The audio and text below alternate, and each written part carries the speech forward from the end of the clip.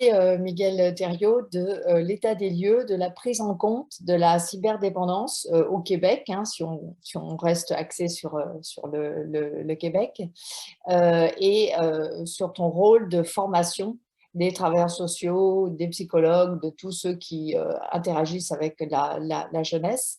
Qu'est-ce que tu dirais, ou qu'est-ce que tu dirais aujourd'hui sont l'état des lieux de la prise en compte de la cyberdépendance au niveau des professions qui sont chargées d'aider la jeunesse notamment au Québec aujourd'hui?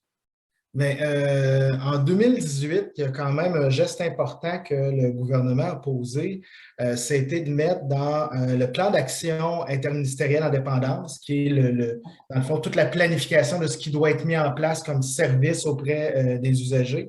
Il y a eu spécifiquement la mise en place de services pour les personnes qui avaient une utilisation problématique d'Internet.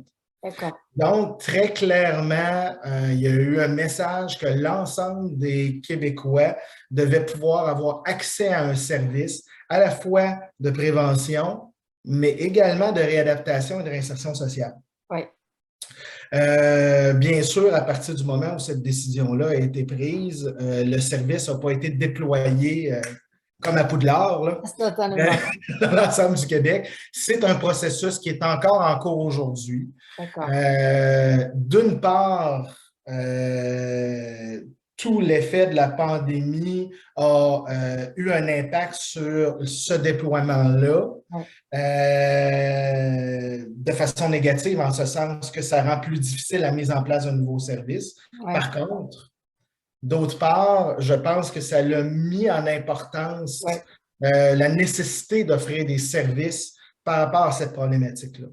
D'ailleurs, de plus en plus au Québec, on va parler, du moins quand on parle de traitement, là, on va parler d'utilisation problématique d'Internet plutôt que de cyberdépendance. D'accord. En fait, il y a une raison peut-être un peu philosophique derrière ça, mais qui, moi, m'apparaît importante. Oui. Comme on parle de moins en moins d'alcoolisme et de toxicomanes, parce que la personne est beaucoup plus que la problématique qu'elle vit, et parce que, dans le fond, le problème, ce n'est pas la personne elle-même, ni l'objet, c'est la relation qu'elle a avec l'objet. C'est la relation entre la personne et l'utilisation des écrans, l'utilisation d'Internet qui est problématique. Alors, plutôt que de taguer une personne, étiqueter une personne et dire voilà une personne cyberdépendante ou un comportement cyberdépendant, on va plutôt parler d'une utilisation qui est problématique.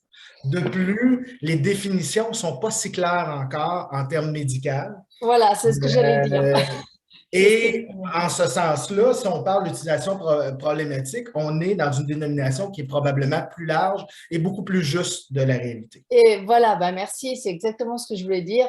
C'est que c'est vrai que quand on pense à la cyberdépendance et aux personnes qui vont aller voir le grand chemin et avoir besoin d'une réinsertion sociale, hein, quasiment, on parle quand même d'une toute petite minorité. Hein. Je ne sais pas quel chiffre tu donnerais par rapport aux utilisateurs d'Internet. Je ne sais pas si c'est 5%, 7%, enfin voilà.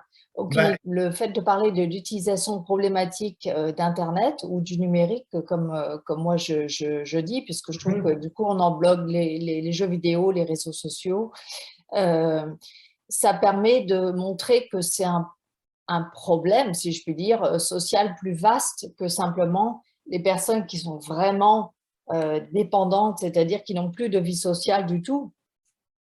Pour moi. Tout à fait, et que ça a un impact sur l'ensemble des volets de leur vie.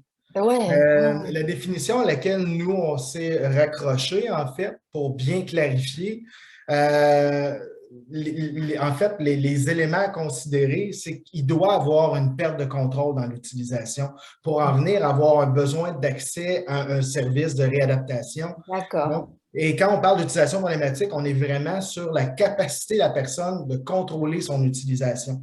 Donc, ce n'est pas évalué sur une quantité de temps. Non. Sur un nombre d'heures, un nombre de minutes par jour ou par semaine. Parce qu'en réalité, je dois dire que je passe vraiment de nombreuses heures, encore plus depuis quelques mois sur les écrans. Est-ce que c'est bon pour ma santé physique? Assurément pas. Est-ce que c'est excellent pour ma santé mentale? Probablement pas tout à fait. Mais est-ce que je peux dire que je suis en perte de contrôle de mon utilisation? Non. Alors, c'est cet élément-là qui est important de garder en tête. Et cette perte de contrôle-là va se mesurer par le fait que la personne va l'utiliser à des moments où elle est tout à fait consciente que ça va amener des conséquences dans sa vie, dans son quotidien. C'est ça. Comme durant la nuit, entre autres, comme, oui. Comme au lieu de manger, au lieu de travailler, donc absentéisme au travail, absentéisme scolaire. Et il faut que cette utilisation-là ait des conséquences, qu'on puisse mesurer des conséquences fonctionnelles dans sa vie sur plusieurs sphères. Ouais.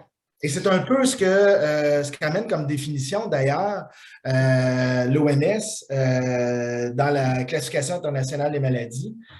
Donc, on parle de perte de contrôle, on parle de conséquences fonctionnelles et on parle de souffrance aussi. Donc, il faut qu'il y ait une souffrance cliniquement observable rattachée à la perte de contrôle de l'utilisation.